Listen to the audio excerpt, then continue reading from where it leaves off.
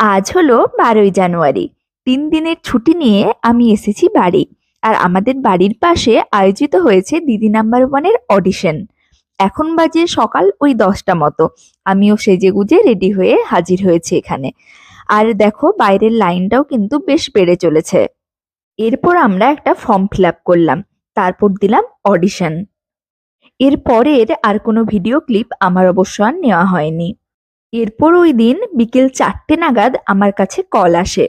পরের দিন অর্থাৎ 13ই জানুয়ারি সকাল 8টা রিপোর্টিং টাইমের মধ্যে কলকাতা নিউ টাউনের ডিআরএর স্টুডিওতে খেলতে আসার জন্য। আর এটা আমার কাছে সত্যি একটা আনএক্সপেক্টেড জিনিস ছিল।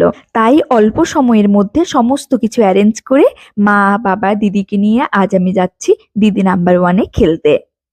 আর বাইরে ছিল বেশ ঠান্ডা, সাথে কুয়াশাও। তো এখন আমি পৌঁছে গেছি স্টুডিওতে। বাকি পার্টটা আসছে নেক্সট ব্লগে।